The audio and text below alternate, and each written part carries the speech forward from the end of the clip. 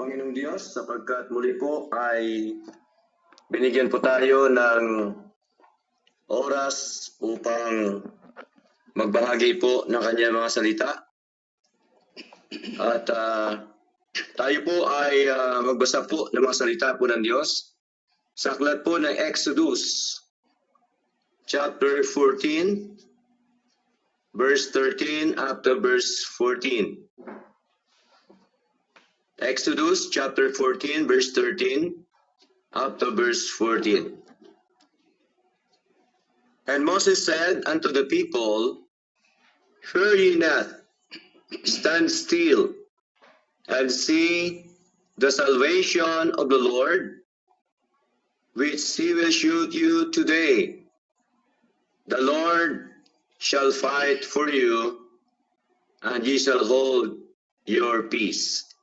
Sandali po tayo manalangin, mga kapatid. Amang banal, maraming po salamat o Diyos sa araw na ito na kami po ay sama-sama po ngayon sa pag-aralan ng iyong pong mga salita at kami po nawain niyo pong patuloy po na pangunahan ang iyong bang lingkod. Nawa ay inyong pangunahan, O Lord God, sa pagbahagi ng iyong mga aral. Hayaan niyo po Diyos na kayo po ang siya maitaas at ang lingkod mo po ang siya maibaba.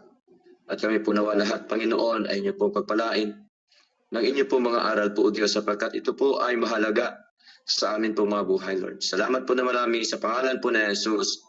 Amen. Okay, ang ating paksa po ay stand still and see the salvation of the Lord. Stand still and see the salvation of the Lord. Manatili o tumigil at masdan ang pagliligtas ng Panginoon. This teaching refers to salvation from physical danger or destruction, not to eternal salvation. So dito po sa mga talata pong ito, mga kapatid, ay alam ko po na atin po itong napag-aralan at nabasa na kung saan ay ating po makita ho dito sa napakandang ginawa po ng ating Panginoon sa mga Israelita during the time. At ito po ang Book of Exodus ay sinulat po ng ating kapatid na Moses, sapagkat ang sabi po niya dito sa aklat po ng Exodus chapter 24 verse 4, and Moses wrote all the words of the Lord. Of course, under the inspiration and direction of God. No, ang salitang Exodus ay tumutukoy sa paglabas ng mga Israelita mula sa pagkaalipin sa Ehipto o paglabas mula sa pagkaalipin tungo sa kalayaan. Okay, so atin makita ko dito, mga kapatid, na the Lord spoke unto Moses. Makita ko natin sa verse 1 ng Exodus chapter 14. And Moses spoke unto the chosen people of Israel. During that time, Israelites were sore afraid and cried unto the Lord because they were trapped between the Red Sea and Pharaoh's army. Nakita ko natin doon, mga kapatid, sa aklat po ng Exodus chapter 14, no? Verse 10, mga minamahal. Basahin po natin. And when Pharaoh drew nigh the children of Israel, lifted up their eyes, and behold, the Egyptians marched after them, and they were sore afraid. And the children of Israel cried out unto the Lord. Verse 11, and they said unto Moses, because there were no graves in Egypt, hast thou taken us away to die in the wilderness? Wherefore hast thou dealt thus with us, to carry us forth out of Egypt? Verse 12, is not this the word that we did tell thee in Egypt, saying, let us alone, that we may serve the Egyptians? For it had been better for us to serve the Egyptians than that we should die in the wilderness. So makita po doon natin mga kapatid na noong nakita ko nila ang mga sundalo po ni Haring Paraon ay natakot po sila at nakita ho natin yung kanilang daing sa ating Panginoon. No? At makita ho natin during the time, Israelite was sore afraid and cried unto the Lord because they were trapped between the Red Sea and Pharaoh's army. No, natrap po sila during the time. No, wala silang ibang pupuntahan mga kapatid. Humanly speaking, there was no escape. So hindi sila makatakas sa mga sundalo ni Paraon at nakita ho nila na sila po ay papatayin. At that moment, God commanded them to stand still and witness His salvation. This teaches that God is faithful and able to help His people in times of trouble. So nakita ho natin na punong-puno sila ng kaguluhan sa buhay sapagkat nakita ho nila ang kanilang nakita ho nila ang mga sundalo ni Haring Paraon na sila po ay tugisin at papatayin. Subalit, dahil po sa biyaya po ng ating Panginoong Diyos, dahil sa kanyang pangako na hindi ho nagbabago, dahil sa kanyang tapat na pangako, ay sabi po ng Panginoon sa pagitan po ni Moises, yung 5 bagay nang sabi nito sa number 1, fear ye not. No? Huwag kayong matakot. Sabi po ni Moises, trust the sovereign God. Magtiwala sa kapangyarihan ng Diyos. No? Kita ho natin. Kasi ang nagtitiwala sa kapangyarihan ng Diyos, dapat po huwag siyang matakot. Katulad po sa nangyari dito sa mga Israelita during that time. Takot na takot po sila mga kapatid. Dahil sila po ay papatayin. Okay? So bilang tao, natural yung takot. Nandyan po yung takot. Subalit, dahil nga po sa kapangyarihan po ng Diyos, dahil nga po sa biyaya po ng ating Diyos, ay dapat huwag tayong matakot sa anumang mga bagay na nangyari po sa buhay natin. No? Huwag tayong matakot, mga kapatid. Mabuti ang matakot sa Diyos kaysa matakot sa problema at pagsubok sa buhay. No? Dapat kay Lord tayo matakot, hindi ang problema ang katakutan o ang pagsubok sa buhay, mga minamahal. Sapagkat alam po natin na meron tayong Diyos na paglingkuran na buhay at makapangyarihan po sa lahat. Siya po ang tapat na Diyos.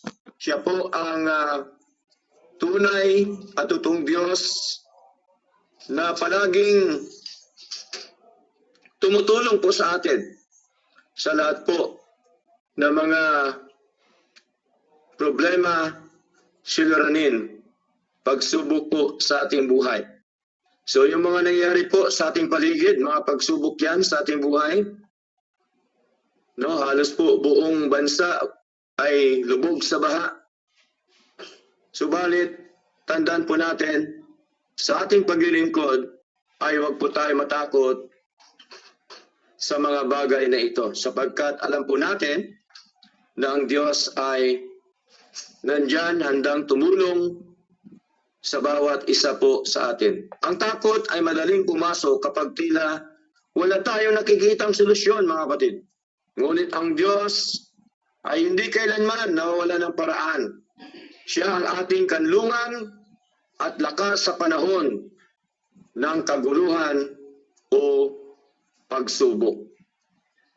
Huwag tayong matakot, mga kapatid, sa Panginoon at maghintay sa Kanya. Pagkin Diyos na nagligtas noon ay siya ring Diyos na kumikilos para sa Kanyang mga anak ngayon o para sa atin. Manatiling matatag sapagkat ang tagumpay ay nasa kamay ng Panginoon. So makita ho natin dito, yung pinapalakas po ni Moses ang loob, ang buhay espiritual ng bawat mga Israelita. Kaya sabi po ni Moses, fear ye not. Katulad din po ni Isaias, mga kapatid. Ano sabi po ng Panginoon? Sa aklat po ng Isaiah chapter 31 verse 10. Sabi po dito, fear thou not, for I am with thee. Be not dismayed, for I am thy God. I will strengthen thee, yea, I will help thee, yea, I will uphold thee with the right hand of my righteousness. So kita ho natin na ang kausap po ng ating Panginoon muli ay mga Israelites during the time. Kasama po sila ni Isaias, mga kapatid. At malinaw po ang pangako po ng ating Panginoon na hindi ho kumukupas. Tapat po ang pangako ng ating Diyos. Okay? Kaya po sa ating paglilingkod na ito, mga kapatid, huwag tayong matakot sa anumang mga nangyayari sa buhay po natin. Sa anumang nangyayari sa ating paligid. Okay? Umuulan man yan, bumabaha man yan, dapat magpatuloy po tayo sa ating pong paglilingkod sa ating Panginoon. Baha lang po yan, ulan lang po yan, mga kapatid. Mas dakila at pinakamakapangyarihan ang Diyos na atin pong pinaglilingkuran. Mga minamahal kong kapatid, huwag tayong matakot dahil kasama natin ang Diyos. Hindi po tayo nag-iisa. Tandaan po natin, mga minamahal. Sabi ni Lord, I am with you always, even unto the end of the world. Siya po ay ating kasama hanggang sa katapusan ng sanlibutan. Ano ba pong sabi? I will never leave thee, nor forsake thee. Huwag tayong manghina o panghinaan ng loob, mga kapatid. Ang ating lakas ay hindi nakasalalay sa ating sariling kakayahan, kundi sa Diyos. Diyos ang siyang gumagawa po sa atin, mga minamahal. Always remember, the joy of the Lord is our strength. Ito po ang sinabi ni Nehemiah, chapter 8, verse 10. Magtiwala tayo sa lakas ng Diyos. Sabi niya, I will strengthen thee. Palakasin niya tayo, mga kapatid. Sa panahon ng kahinaan, sa buhay po natin, ang biyaya at kapangyarihan ng Diyos ang ating sandigan. God said in His Word, in the book of 2 Corinthians chapter 12 verse 9, my grace is sufficient for thee, for my strength is made in weakness. Malinaw na ang biyaya po ng Diyos ay sufisyente po sa atin, mga minamahal. Ang mahalaga lamang tayo po ay magtiwala sa katapatan ng ating Diyos, magtiwala sa mga pangako ng ating Panginoon. Kaya po, ang sabi ho niya sa mga Israelita during the time, sa pamamagitan po ni Moises, fear ye not. Umasa tayo Sa tulong ng Diyos, sabi niya, I will help thee. Ang Diyos ay laging handang tumulong sa kanyang mga anak sa oras ng kaguluhan at kapighatian. Malinaw po ang sinasabi ng ating Panginoon. Hindi siya malayo. Una-huli sa pagdating. Nandiyan siya lagi sa ating mga kapatid. On time po ang ating Panginoon. Siya ay lagi naroon upang umalalay, tumulong, magbigay ng kapanatagan, karunungan at lakas sa bawat isa sa atin po, mga minamahal. Sa halip na madaig ng takot o pangamba, dapat tayong magtiwala sa Diyos, sapagkat hindi niya kailanman iiwan o pababayaan man tayo o ang kanyang mga anak. God is a very present help in troubles. Marino po ang kanyang pangako, ang kanyang sinabi po sa kanyang mga anak, sa kanyang mga tao, sa kanyang mga lingkod, sa kanyang mga mananampalataya, mga minamahal. Psalms chapter 46 verse 1, anong sabi po? God is our refuge and strength. Siya po ang ating kanlungan at kalakasan, a very present help in trouble. No? Nandiyan lagi ang kanyang tulong o saklolo sa ating mga kabagabagan o sa ating mga kahirapan sa buhay na ito. Kaya po ang tunay na mananampalataya, ang tunay na nagtitiwala po sa Diyos, hindi po siya natatakot anuman ang mangyari sa kanyang buhay, anuman ang nangyari sa kanyang sa paligid, sapagkat siya po ay nagtitiwala po sa ating Panginoon. John chapter 14 verse 1. Anong sabi po ng ating Panginoon Kristo? Let not your heart be troubled. You believe in God and believe also in me. Malinaw po, napakaganda ng pangako po ni Lord na dapat po nating pahawakan. Huwag natin itong iwaksi. Huwag natin itong iwala, mga kapatid.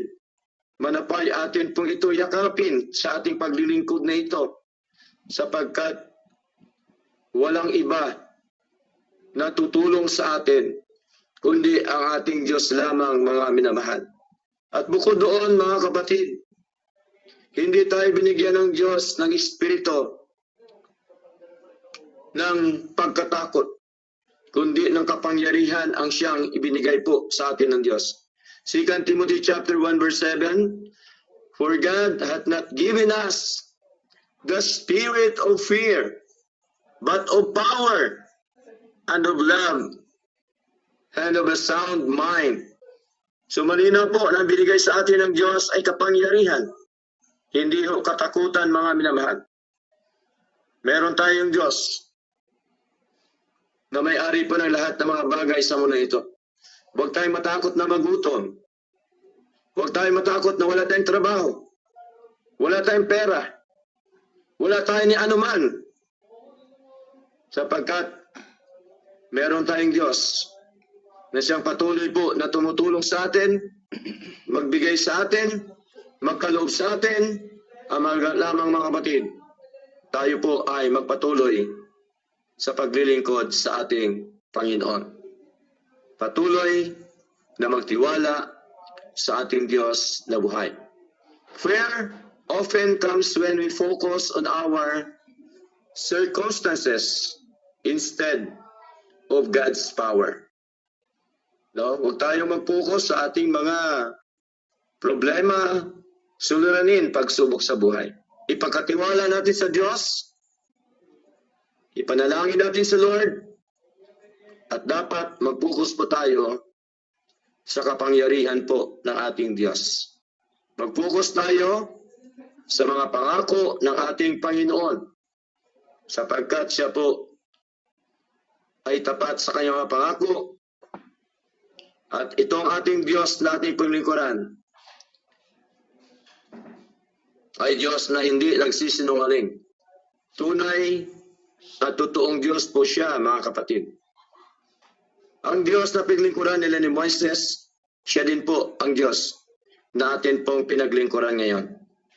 Kaya dapat tayo magtiwala sa ating Panginoon. The Lord calls His people to trust Him because He is always faithful.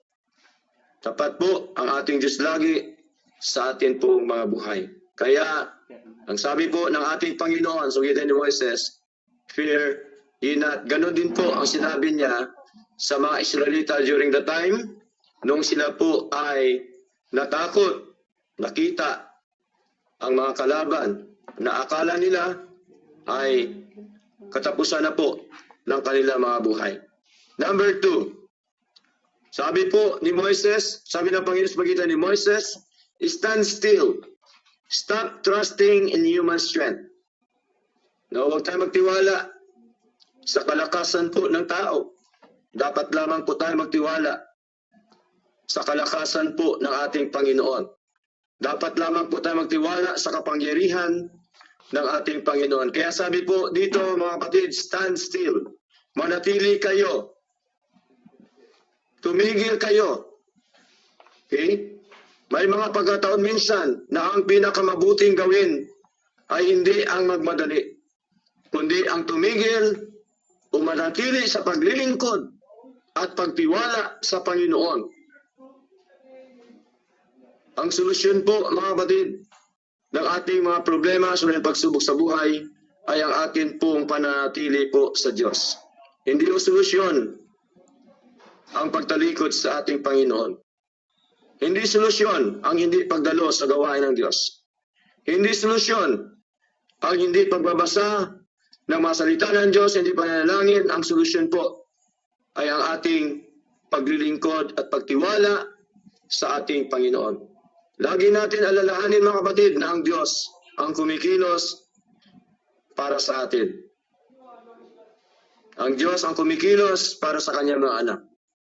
Tumigil ka at magtiwala sa Panginoon. Huwag mangibabaw ang takot o pag-alala. Sa tamang panahon, mga kapatid, ihayag ng Diyos ang kanyang kapangyarihan at katapatan sa atin. Psalms chapter 46 verse 10, anong sabi po dito ni David? Anong sabi po ng Panginoon sa pagitan po ni David, mga kapatid? Be still and know that I am God. I will be exalted among the heathen. I will be exalted in the earth. So dapat ay manatili tayo, magsitigil tayo sa ating paglilingkod sa Lord. Ibig sabihin, nandyan lamang tayo sa paglilingkod. Huwag tayong umalis. No? Huwag tayong tumalikod. At ang sabi po ni Lord, and know that I am God. Kilalanin ninyo ako, sabi ni Lord. Kilalanin niyo ako, ang Diyos. Siya pong ating Diyos.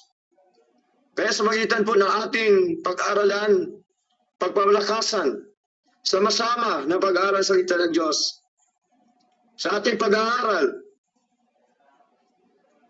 ay unti-unti po tayo binigyan ng Panginoon na siya po ay ating makilala sa Bibliang kaparaanan. At ang sabi po ng Panginoon, siya po ang maitaas sa gitna ng mga bansa. Sa gitna natin, siya ang maitaas sa lupa, dito sa lupa na ating pinanahanan po ngayon. Kaya dapat lagi nating isipin, lagi nating itanim sa ating mga puso, mga kapatid, na ang Diyos lamang ang siya nating itaas, bigyan ng karangalan, kalulatian po sa ating mga buhay. Katulad po sa sinabi po ni Hazael na mensahero ng Diyos. Sinabi po niya kay Josaphat na hari at sa mga taga-Juda at Jerusalem. Noong sila po ay makipaglaban during the time Ano sabi po ng ating Panginoon sa kanila? 2 Chronicles chapter 20 verse 17. Sabi po ng ating Panginoon, Ye shall not need to fight in this battle. Set yourselves, stand ye still, and see the salvation of the Lord with you, O Judah and Jerusalem. Fear not, nor be dismayed. Tomorrow go out against them, for the Lord will be with you.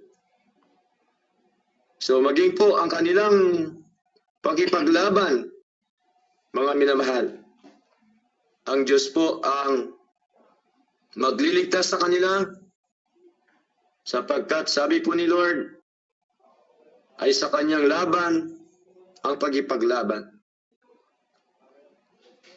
Ganon din po sa ating paglilingkod sa Lord. Ang mahalaga lamang na tayo po ay manatili, patuloy na maglingkod, sumunod, at gawin ang mga bagay na nais po ng ating Panginoon. To stand still does not mean being lazy o tamad. Andiyan ka lang, hindi ka gumagawa. Hindi ho ibig sabihin ganon. It means resting in God's power instead of depending on our own wisdom and ability. Wala ho tayo mga kapatid kung walang Diyos sa buhay po natin. Kailangan po natin siya sa araw-araw po nating buhay. Kailangan natin gawin ang mga gawain na inatang ng Diyos sa atin po mga balikat. Sapagkat kung ito po ay ating gagawin mga minamahal, na walang kondisyon sa buhay, tsak po, na tayo po mga minamahal, ay patuloy po na biyaan po ng ating Diyos. Stand still. Manatili tayo sa Lord. Magpatuloy tayo, ano man mangyari sa buhay po natin. Katulad po sa sinabi ng Panginoon sa pagitan ni Moises doon sa mga Israelita, na sila po ay manatili lamang, maghintay sila kung ano. At makita ho nila ang pagliligtas ng Diyos. Number 3, see the salvation of the Lord. See the salvation of the Lord. Itong kaligtasan pong ito ay hindi kaligtasan eternal, kundi ito po ay kaligtasan sa kanilang pisikal na katawan sapagkat sila po ay papatayin ng mga sundalo po ni Haring Paraon. Kaya ho sila natakot. Sabi ni Moises, "Fear not, stand still." At ito po ang gagawin ni Lord sa kanila. See the salvation of the Lord. Ang Israel o Israelita ay hindi inutusang lumaban sa hukbo ni Paraon. Hindi ko sinabi ni Moises diyan na, sige, lumaban kayo, hindi po. O magtiwala sa sarili at kay Moises. O magpakamatay. Hindi ho yan inutos na ating Panginoon. Kundi sila inutusang magtiwala at masdan ang makapangyarihang pagliligtas na gagawin ng Panginoon. At ito ay nagpapakita na ang Diyos ang kumikilos upang iligtas ang kanyang bayan. At ang tao ng Diyos ay lubos na umaasa sa kanyang biyaya at kapangyarihan. So malinaw po mga kapatid, na dapat lamang ay magtiwala po sa ating Panginoon. Dapat manatili sa paglilingkod sa Diyos na kahit anumang mga pagsubok o kalagayan natin sa buhay, at makikita mo mga kapatid ang pagliligtas ng Diyos sa iyo. Katulad po ng mga Israelita, ay nakita ho nila ang pagliligtas po ng ating Diyos. Ano hong pagliligtas ng Diyos sa kanila? Di po ba? Inutusan niya si Moises na iunat yung kanyang baston para mahawi ito ang dagat. Ito yung Red Sea na kanilang dadaanan. Nangyari po ba? Nangyari po ito, mga kapatid. Dahil sa kapangyarihan po ng Diyos. Sa tao, imposible. Subalit sa Diyos ay walang imposible. Kaya ng Diyos gawin ang lahat ng mga bagay. Ganon din po sa paglilingkod natin sa Lord, mga minamahal. Wala pong imposible sa Lord. Lahat ng mga bagay gawin po ng ating Panginoon. Ayon po sa kanyang kalooban, ayon sa kanyang nais, ayon sa kanyang layunin. Kaya ni Lord gawin ang lahat ng mga bagay. Kaya nangyari po yan, mga kapatid, ay nakadaan po sila doon sa gitna ng dagat ng Red Sea. Okay? Hanggang po sila ay nakarating doon sa kabila. Yun po ang pagliligtas ng Diyos sa kanila, mga minamahal. At ang mga sundalo naman ni Paraon na sumusunod sa kanila para sila'y patayin, ay tinabunan po sila lahat ng dagat o ng tubig. Silang lahat po ay nangamatay ayon po sa banal na kasulatan. So malinaw ang pagliligtas ni Lord. Tamang sabi ni Lord, see the salvation of the Lord. Tamang sabi ni Moses, see the salvation of the Lord. Ganon din po tayo. Lagi nating tingnan ang pagliligtas ng Panginoon sa atin. Hirap man po tayo sa buhay. Sa mundo ito na ating ginagalawan, ay matindi na pong hirap. Subalit tandaan po natin, mga kapatid, see the salvation of the Lord. Wala man tayong trabaho. Meron man tayong karamdaman. Punong-puno man tayo ng problema at suliranin. Kapatid, see the salvation of the Lord. Ang atin lamang pong gawin, huwag matakot. Manatili sa ating Panginoon. Manatili sa pagtitiwala sa Kanya. Manatili sa Kanyang katapatan. Manatili sa Kanyang mga pangako. And then, see the salvation of the Lord.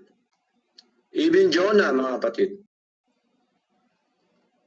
Kita ko natin dito, yung salvation from physical death, mga minamahal. Sabi po ni Jonah, doon siya po ay nasa tiyan ng isda o ng whale's belly, no? But I will sacrifice unto thee with the voice of thanksgiving. I will pay that I have vowed. Salvation is of the Lord. Nakita ho niya, nanalangin siya sa Lord sa loob ng tiyan ng malaking isda na tinatawag po na balyena. Okay? Hindi po yan malaking isda lang, may pangalan po yan, balyena, mga kapatid. Makita po yan sa Bagong Tipan. I-search nyo, whale's belly. Okay? So bakit nangyari kay Jonah? Sapagkat inutusan sa ni Lord na mangaral po sa Nineveh. So balit ano pong ginawa ni Jonah, mga kapatid?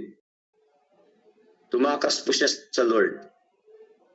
Mga kapatid, hindi natin kayang takasan po ang ating Panginoon. Once na ikaw ay tinawag po ni Lord, hindi mo kayang takasan po ang ating Panginoon. Gagawa at gagawa ng paraan si Lord para ikaw ay madala doon sa kanyang nais at kalooban. Nangyari po ito kay Jonah.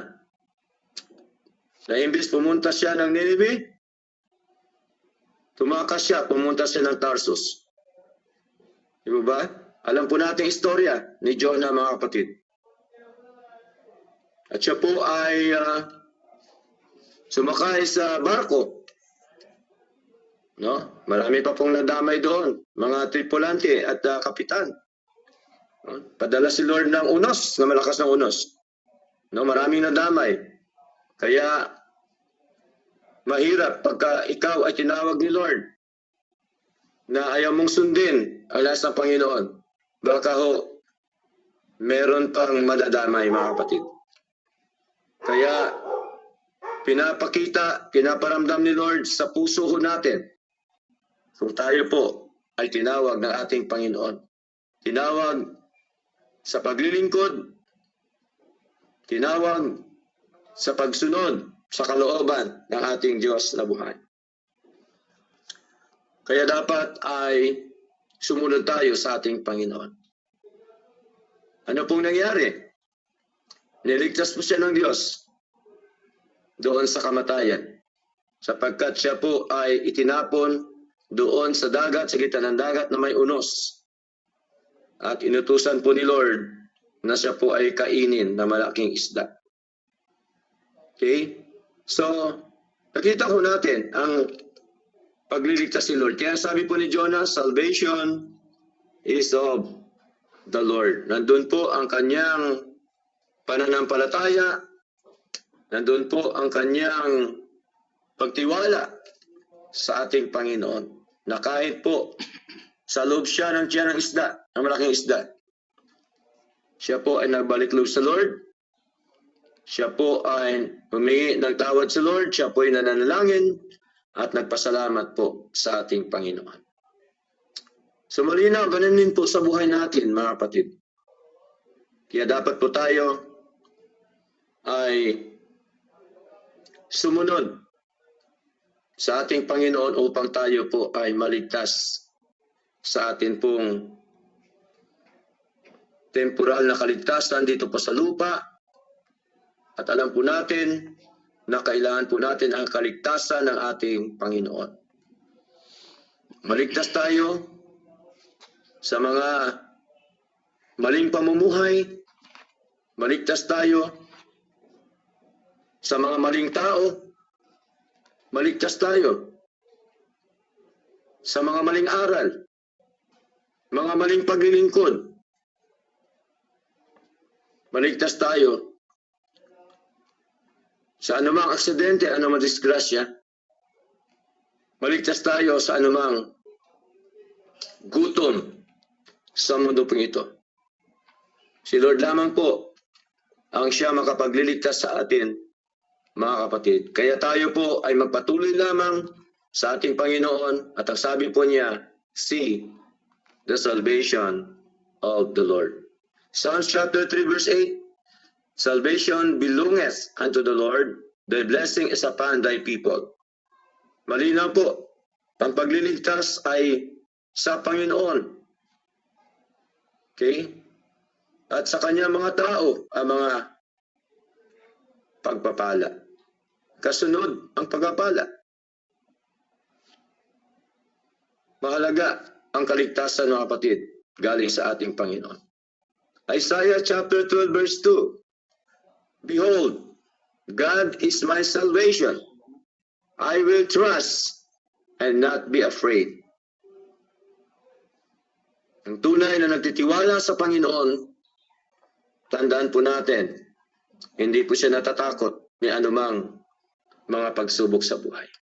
Sapagkat alam po niya na ang Diyos ang siyang magliligtas sa kanya. Sa ating paglilingkod na ito, dapat ganon ang ating pananaw. Ganon dapat ang ating pinanghawakan ay mga aral po ng ating Panginoong Diyos. Na makita ko natin nung panahon nila ni Moises, the deliverance at the Red Sea was entirely God's work. No? Hindi naman ginawa ng tao pagliligtas, kundi ang Diyos. Ginamit, kinakasangkapan po si Moises. Ganon din sa paglilingkod ho natin, mga kapatid. Unbeliever man yan, believer man yan, kaya po gamitin po ng ating Panginoon para tayo maligtas, para tayo pagpalain po ng ating Panginoong Diyos. Likewise, all salvation belongs to God. belongs to Him. This illustrates that eternal salvation is by God's sovereign grace and not by the works or ability of man. The Red Sea account also teaches that God continues to deliver His people in their daily trials. Kita niyo po mga kapatid, maging po sa ating temporal na buhay sa mundo, ang Diyos pa rin ang siyang nagliligtas. Lahat sa buhay natin, lalong-lalo na yung ating eternal salvation. Ang Diyos ang gumawa, ang Diyos ang nagligtas, ang Diyos ang nagkaloob. Wala hong bahagi ang tao dito, mga kapatid. Maging po doon sa nangyari po sa mga Israelita during that time, wala ho bahagi ang tao sa pagliligtas ng Diyos. Doon po sa mga sundalo ni Haring Parahon. Malinaw po, mga minamahal, see the salvation of the Lord. Number 4, the Lord shall fight for you. Ang Diyos po ang siyang makipaglaban para sa atin. Hindi mo kailangan dalhin ang bawat laban sa sarili mong lakas. Ang Diyos, mga kapatid, ay makapangyarihan at tapat sa Kanya mga pangako. Kapag inilagak mo ang iyong tiwala sa Kanya, siya ang kikilos ayon sa Kanyang kalooban at sa Kanyang takdang panahon. Huwag kang panghinaan ng loob, mga kapatid. Huwag tayong panghinaan ng loob. Ang Panginoon ang lalaban para sa atin. Magtiwala sa Kanya, manatiling tapat, at maghintay sa Kanyang pagliligtas. Yun lamang po ang gusto ng ating Panginoon, mga minamahal. Ang ating gagawin lamang, huwag tayong matakot. Sabi ni Lord, fear ye not. Ano pang gagawin natin? Stand still. Anong gagawin ng Diyos? See the salvation of the Lord. Ano pa? The Lord shall fight for you. Merong gagawin ang Diyos sa atin. Siya magliligtas at siya po ang lalaban para sa atin. Deuteronomy chapter 1 verse 30, the Lord your God, which goeth before you, He shall fight for you, according to all that He did for you in Egypt before your eyes. Ito po yun, no? Na kung saan sila po ay hinango doon sa Ehipto, niligtas po sila ng ating Panginoon. Si Lord po ang nakipaglaban para sa kanila. Ganon din po sa atin, mga kapatid. Si Lord din po ang nakipaglaban para sa atin. Magtiwala lamang tayo sa Lord. Sumunod lamang po tayo sa kanyang mga nais at kalooban sa ating mga buhay. Deuteronomy chapter 20 verse 4, ang sabi po, for the Lord your God is He that goeth with you to fight for you against your enemies, to save you. No? Napakagandang talata po ng ating Panginoon. No? Malinaw po na ang Diyos ay siya ang makipaglaban at sa ating mga kaaway, mga kapatid, upang tayo po ay iligtas. Sa ating paglilingkod, marami po tayong kaaway. Sila ang nangangaway sa atin, hindi tayo umaaway. Dahil tayo po ay naglilingkod sa Lord. Kaaway natin ang diablo, kaaway natin minsan ang ating sarili. Kaaway natin ang dito sa mundo. Mga minamahal, subalit tandaan po natin, the Lord shall fight for you. Siya po ang may paglaban para sa atin. Romans chapter 8 verse 31. What shall we then say to these things? If God be for us, who can be against us? No? Kung ang Diyos daw ay kakampi natin, sino ang laban sa atin? Kaya dapat po tayo magtiwala sa ating Panginoon. Dapat po tayo manatili sa ating pong paglilingkod sa ating Panginoon. Malinaw po Sa mga Israelita during the time, God Himself fought for Israel. The victory belonged to Him, not to the people. Believers today can also trust that the Lord is able to defend, strengthen, and preserve His people. Kaya malinaw po na ang Diyos ang siyang ikipaglaban po sa atin, at ang pakipaglaban po ng ating Panginoon sa atin ay tagumpay, mga kapatid. Okay? Sa Kanya. Kaya dapat lamang tayo magtiwala, sapagkat siya po ay magbigay sa atin ng lakas.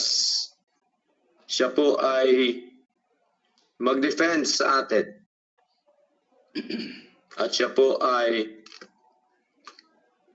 mag-preserve po sa atin sa buhay na ito.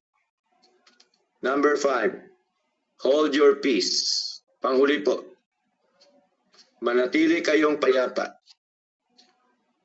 Ang isang Kristiyano, para siya maging payapa, huwag siya matakot, magtiwala siya sa Lord, magpatuloy siya sa Panginoon, lagi siya nakatayo sa salita ng Diyos, nanatili siya sa Lord, nanatili siya sa mga salita po ng Panginoon,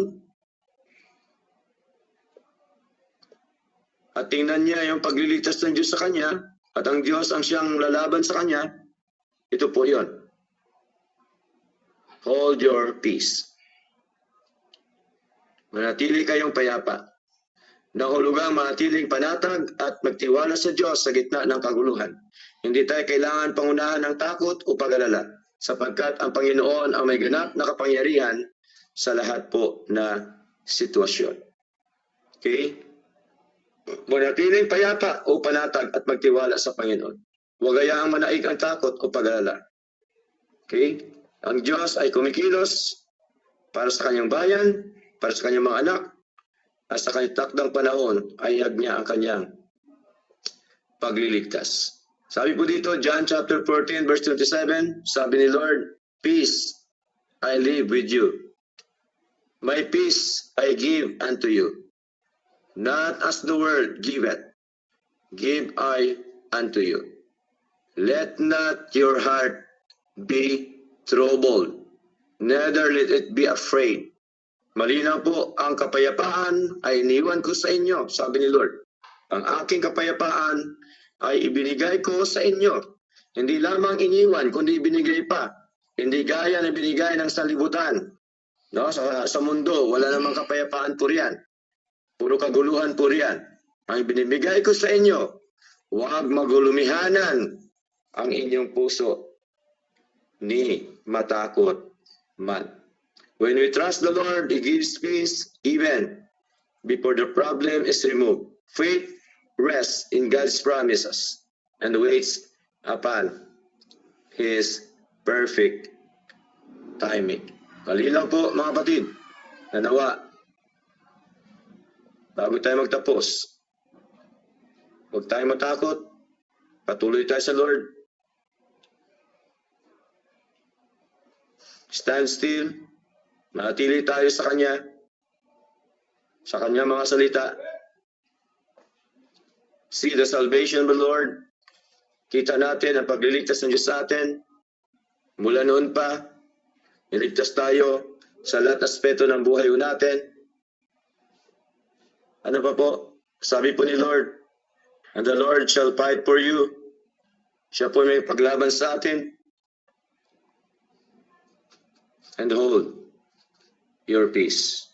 Nawa ay ang Diyos ang siyang nabigyan ng karangalan at kawalatian. Magandang gabi po sa inyo lahat mga kapatid.